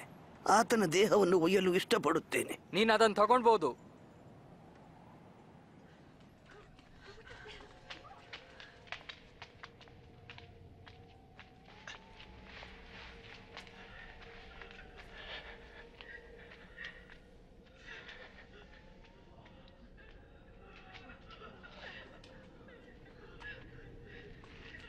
ನಮ್ಮನ್ನು ಕ್ಷಮಿಸು.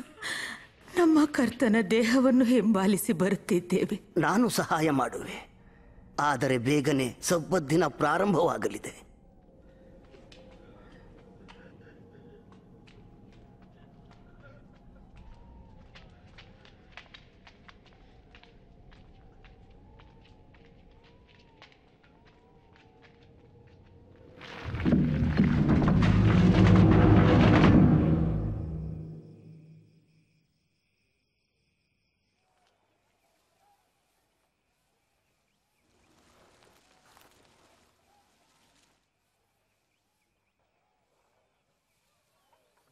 ಯೇಸುವನ್ನು ಮತ್ತೊಂದು ಸಲ ನೋಡಲು ಸಾಧ್ಯವಿಲ್ಲ. ಒಂದ್ ನಿಮಿಷ ತಾಳು. ಯೇಸು ಪುನಃ ಹೇಳಿದ ವಿಷಯ ನಿಂಗೆ ನೆನಪಿಲ್ವೇ? ಏನಂತೆ? ನನಗೆ ನೆನಪಿದೆ. 3 ದಿನಗಳ ನಂತರ ಯೇಸು ಪುನಃ ಎದ್ದು ಬರುವೆನೆಂದು ಹೇಳಿದ್ದನು.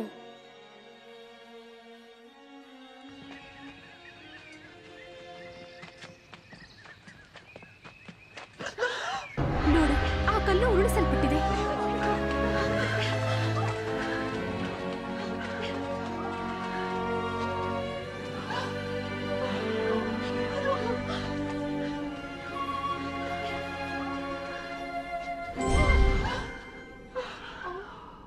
ಸತ್ತವರೊಳಗೆ ಬದುಕಿರುವವನನ್ನು ಹುಡುಕುವುದೇನು?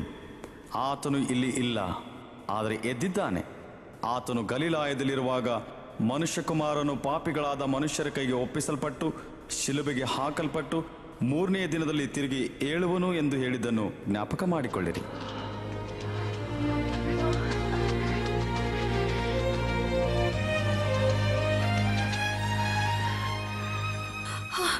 ಕೇಳಿರಿ, ಸಮಾಧಿಯ ಕಲ್ಲು ಉರುಳಿ ಹೋಗಿದೆ. ನಾವು ಒಳಗೆ ಹೋದೆವು. ನಮ್ಮ ಕರ್ತನ ದೇಹವು ಅಲ್ಲಿಲ್ಲ. ಹೋಯ್ತಾ? ಮತ್ತು 2 ಪುರುಷರು ನಮಗೆ ಕಾಣಿಸಿದರು. ಸೂರ್ಯನಂತೆ ಹೊಳೆಯುವ ದೇವದೂತರು ಬದುಕಿರುವವರನ್ನು ಸತ್ತವರಲ್ಲಿ ಏಕೆ ಹುಡುಕುತ್ತೀರಿ ಎಂದರು. ಇದು ಸತ್ಯ. ಇದರ ಅರ್ಥವೇನು? ಅವರೇನು ಹೇಳುತ್ತಿದ್ದಾರೆ? ಅವರು ಹೇಳುತ್ತಿರುವುದು ನಿಜ. ನಮ್ಮನ್ನು ನಂಬಿರಿ. ನನಗೆ ನಂಬಲು ಸಾಧ್ಯವಿಲ್ಲ. ನಂಬಿರಿ. ನಾವು ನೋಡಿದ್ದೇವೆ, ನೀವೇ ಹೋಗಿ ನೋಡಿ. ಸಮಾಧಿಯು ಬರಿದಾಗಿತ್ತು. ನಮ್ಮ ಕರ್ತನು ಅಲ್ಲಿರಲಿಲ್ಲ. ಪೇತ್ರನೇ, ನೀನು ನಮ್ಮನ್ನು ನಂಬು.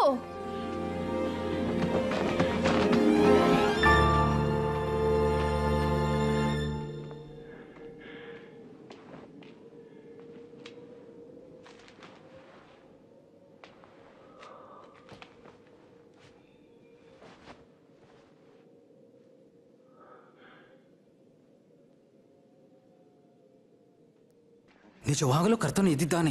ಆತನು ಸೀಮೋನನಿಗೂ ಕಾಣಿಸಿಕೊಂಡಿದ್ದಾನೆ. ದಾರಿಯಲ್ಲಿ ಆತನನ್ನು ಕಂಡೆವು, ಆದರೆ ಗುರುತು ಹಿಡಿಯಲಿಲ್ಲ. ರೊಟ್ಟಿ ಮುರಿದಾಗ ನಾವು ಆತನನ್ನು ಗುರುತಿಸಿದೆವು. ಎಮ್ಮ ಹೋಗಿನ ಇಷ್ಟು ಬೇಗ ಅಲ್ಲಿಗೆ ಹೋಗಲು ಹೇಗೆ ಸಾಧ್ಯ?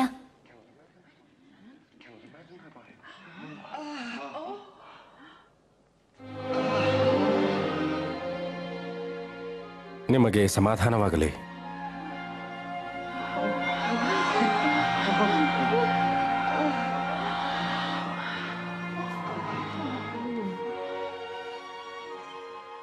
ಯಾಕೆ ಕಳವಳಗೊಳ್ಳುತ್ತೀರಿ?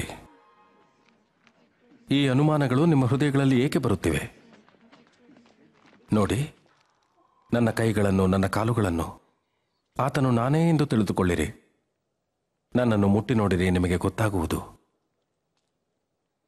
ನೋಡಿ, ನನಗೆ ಮಾಂಸವೂ ಎಲುಬುಗಳು ಇದ್ದಂತೆ ಭೂತಕ್ಕಿರುವುದಿಲ್ಲ. ನಾನು ನಿಮ್ಮ ಸಂಗಡ ಇದ್ದಾಗ ಈ ಎಲ್ಲ ವಿಷಯಗಳನ್ನು ತಿಳಿಸಿದ್ದೇನೆ.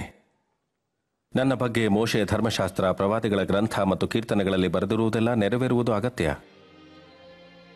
ಇದು ಹೀಗೆ ಬರೆದಿದೆ: ಮೆಸ್ಸಿಯನು ಶ್ರಮೆಪಟ್ಟು ಸತ್ತು 3ನೇ ದಿನ ಎದ್ದು ಬರುವನು. ಆತನ ಹೆಸರಿನಲ್ಲಿ ಪಶ್ಚಾತ್ತಾಪದ ಮತ್ತು ಕ್ಷಮಾಪಣೆಯ ಸಂದೇಶವನ್ನು ಯೆರೂಸಲೇಮಿನಿಂದ ಪ್ರಾರಂಭಿಸಿ ಲೋಕದಲ್ಲೆಲ್ಲ ಸಾರಬೇಕು. ಯೇಸು ದೇವಕುಮಾರನೆಂದು ಕಾಲೇಬನು ಹೇಳಿದಾಗ ಮೊದಲು ನಾನು ನಂಬಲಿಲ್ಲ. ಆದರೆ ಆತನು ಮಾಡಿದ ಮಹತ್ ಕಾರ್ಯಗಳನ್ನು ನೋಡಿದೆನು. ದೇವರ ಪ್ರೀತಿಯ ಬಗ್ಗೆ ಹೇಳಿದ್ದನ್ನು ಕೇಳಿದೆನು. ಜನರು ಯೇಸುವಿನ ಮೇಲೆ ಹಲ್ಲೆ ಮಾಡಿ ಹೊಡೆದದ್ದು ಕಣ್ಣಾರೆ ಕಂಡೆ. ಶಿಲ್ಬೆಗೆ ಹಾಕಿ ಮೊಳೆ ಹೊಡೆದದ್ದು ನೋಡಿದೆ. ಸಾಯದ್ ನೋಡಿದೆ. ಶಿಲುಬೆಯಿಂದ ಆತನ ದೇಹವನ್ನು ಇಳಿಸಿ ತೆಗೆದುಕೊಂಡು ಹೋದದ್ದು ನೋಡಿದೆ. ಯೇಸುವನ್ನು ನೋಡುವನೆಂದು ನಾನೆಂದು ನೆನೆಸಿರಲಿಲ್ಲ. ಆದರೆ ಆಶ್ಚರ್ಯಕರ ಸಂಗತಿ ನಡೆಯಿತು. ದೇವರು ಹೇಳಿದ್ದನ್ನ ಮಾಡಿ ತೋರಿಸ್ದ. ಆತನು ಯೇಸುವನ್ನು ಸತ್ತವರೊಳಗಿಂದ ತಿರುಗಿ ಎಬ್ಬಿಸುವನೆಂದು ಹೇಳಿದ್ದನು. ಯೇಸು ದೇವರ ಮಗನೆಂದು ಮತ್ತು ನಮಗಾಗಿ ಸತ್ಯನೆಂದು ನಾವು ನಂಬಿದ್ದೇ ಆದರೆ ನಾವು ಆತನೊಂದಿಗೆ ಈಗಲೂ ಸದಾಕಾಲವು ಜೀವಿಸುವೆವು.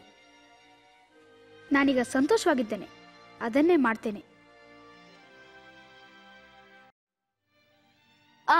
ಎಂತಹ ಅದ್ಭುತ ಕತೆ! ಇದು ಸತ್ಯವಾಗಿದೆ. ಕಾಲೆಬ್, ಯೋವೆಲ್, ನಾಥನ್ ಮತ್ತು ಬೆನ್ಯಾಮಿನ್ನೊಂದಿಗೆ ಯೇಸು ಯಾರೆಂದು ನೀವು ನೋಡಿ ಆನಂದಿಸಿರಿ. ಯೇಸು ದೇವರ ಮಗನೆಂದು ನಾನು ನಂಬಿ ಆತನು ನನ್ನ ಹೃದಯದಲ್ಲಿ ಜೀವಿಸೆಂದು ಹೇಳಿದ್ದನ್ನು ಕೇಳಿಸಿಕೊಂಡೆಯಲ್ಲ.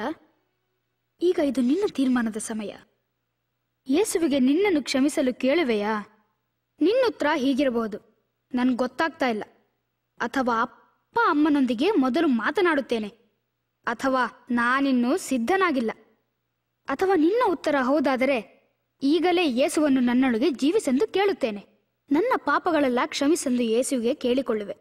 ನಾನು ಮಾಡಿದ ಮತ್ತು ಹೇಳಿದ ಎಲ್ಲ ತಪ್ಪುಗಳನ್ನು ಸಹ. ನೀನು ಆತನೊಂದಿಗೆ ಸದಾಕಾಲ ಜೀವಿಸಲು ಇಷ್ಟಪಡುವೆ ಎಂದು ತಿಳಿಸು. ನೀನು ಹೌದು ಎಂದು ಹೇಳಲು ಇಷ್ಟಪಡುವುದಾದರೆ ನಿನ್ನ ಸ್ವಂತ ಮಾತುಗಳಲ್ಲಿ ದೇವರಿಗೆ ಹೀಗೆ ಪ್ರಾರ್ಥಿಸು: ಪ್ರಿಯ ದೇವರೇ, ಯೇಸು ನಿನ್ನ ಮಗನೆಂದು ನಂಬುತ್ತೇನೆ. ನಾನು ಮಾಡಿದ ಎಲ್ಲ ತಪ್ಪುಗಳಿಗಾಗಿ ಆತನು ನನಗಾಗಿ ಶಿಲುಬೆಯ ಮೇಲೆ ಸತ್ತದ್ದಕ್ಕಾಗಿ ಸ್ತೋತ್ರ. ದಯವಿಟ್ಟು ನನ್ನ ಪಾಪಗಳನ್ನು ಕ್ಷಮಿಸು. ಯೇಸು ನನ್ನಲ್ಲಿ ಮತ್ತು ನನ್ನೊಂದಿಗೆ ಯಾವಾಗಲೂ ಇರಲೆಂದು ನಾನು ಬೇಡುವೆ. ನಿನಗಿಷ್ಟವಾಗುವ ರೀತಿ ಜೀವಿಸಲು ಸಹಾಯ ಮಾಡು. ನನ್ನ ಪ್ರಾರ್ಥನೆ ಕೇಳಿದಕ್ಕಾಗಿ ಸ್ತೋತ್ರ. ನೀನು ಈಗಲೇ ಪ್ರಾರ್ಥನೆಯನ್ನು ಮಾಡುವೆಯಾ? ನಿನ್ನ ಉತ್ತರ ಹೌದೆನ್ನುವುದಾದರೆ ಈಗಲೇ ದೇವರಿಗೆ ಮಾತಾಡು. ನಾನು ನಿಧಾನವಾಗಿ ಪ್ರಾರ್ಥಿಸುವೆ. ನಾನು ಹೇಳುವ ಮಾತುಗಳನ್ನೇ ನೀನು ಹೇಳು. ಪ್ರಿಯ ದೇವರೇ, ಯೇಸು ನಿನ್ನ ಮಗನೆಂದು ನಂಬುತ್ತೇನೆ. ನಾನು ಮಾಡಿದ ಎಲ್ಲ ತಪ್ಪುಗಳಿಗಾಗಿ ಆತನು ನನಗಾಗಿ ಶಿಲುಬೆಯ ಮೇಲೆ ಸತ್ತದ್ದಕ್ಕಾಗಿ ಸ್ತೋತ್ರ. ದಯವಿಟ್ಟು ನನ್ನ ಪಾಪಗಳನ್ನು ಕ್ಷಮಿಸು. ಯೇಸು ನನ್ನಲ್ಲಿ ಮತ್ತು ನನ್ನೊಂದಿಗೆ ಯಾವಾಗಲೂ ಇರಲೆಂದು ಬೇಡುವೆ. ನಿನಗಿಷ್ಟವಾಗುವ ರೀತಿಯಲ್ಲಿ ಜೀವಿಸುವಂತೆ ಸಹಾಯ ಮಾಡು. ನನ್ನ ಪ್ರಾರ್ಥನೆಯನ್ನು ಕೇಳಿದ್ದಕ್ಕಾಗಿ ಸ್ತೋತ್ರ. ಆಮೆನ್. ದೇವರು ಹೇಳಿದ ಮಾತುಗಳನ್ನು ನಂಬು. ಆತನು ನಿನ್ನನ್ನು ಪ್ರೀತಿಸುತ್ತಾನೆ, ಕ್ಷಮಿಸಿದ್ದಾನೆ ಮತ್ತು ನಿನ್ನಲ್ಲಿ ಜೀವಿಸುತ್ತಾನೆ. ನೀನು ಹೀಗೆ ಪ್ರಾರ್ಥಿಸಿದ್ದೇಯಾದರೆ ಇದರ ಕುರಿತು ನಿನ್ನ ತಂದೆ ತಾಯಿ ಅಥವಾ ಬೇರೆಯವರಿಗೆ ಹೇಳು. ಅದ್ಭುತ ರಹಸ್ಯಗಳಲ್ಲಿ ಒಂದನ್ನು ನಿನ್ನ ಜೀವಿತದಲ್ಲಿ ಪ್ರಾರಂಭಿಸಿದ್ದಿ. ಯೇಸು ಮತ್ತು ತಂದೆ ದೇವರೊಂದಿಗೆ ಹೊಸ ಸಂಬಂಧ ಉಂಟಾಗಿದೆ. ದೇವರನ್ನು ಹೆಚ್ಚಾಗಿ ಪ್ರೀತಿಸಲು 4 ಸಂಗತಿಗಳು ಸಹಾಯಿಸುತ್ತವೆ. ಸತ್ಯ ವೇದವನ್ನು ದಿನಾಲು ಓದು. ದೇವರು ನಿನಗಾಗಿ ಅನೇಕ ವಾಗ್ದಾನಗಳನ್ನು ಬರೆದಿದ್ದಾನೆ. ನೀನು ದೇವರೊಂದಿಗೆ ಮಾತಾಡು. ಸ್ಥಳ, ವಿಷಯ, ಸಮಯ ನೋಡದೆ ದೇವರೊಂದಿಗೆ ಮಾತಾಡು. ನಿನ್ನ ಸ್ನೇಹಿತರಿಗೆ ಯೇಸುವಿನ ಕುರಿತು ಹೇಳು. ಆತನನ್ನು ಪ್ರೀತಿಸುವ ಜನರೊಂದಿಗೆ ಇರಲು ಪ್ರಯತ್ನಿಸು. ಯೇಸುವಿನ ನಿಜ ಕಥೆಯನ್ನು ನಿಮಗೆ ತಿಳಿಸುವುದರಲ್ಲಿ ಎಷ್ಟೋ ಸಂತೋಷವಾಯಿತು. ಈಗ ನಿನ್ನ ಸರದಿ. ಹೋಗಿ ಸ್ನೇಹಿತರಿಗೂ ತಿಳಿಸಿ.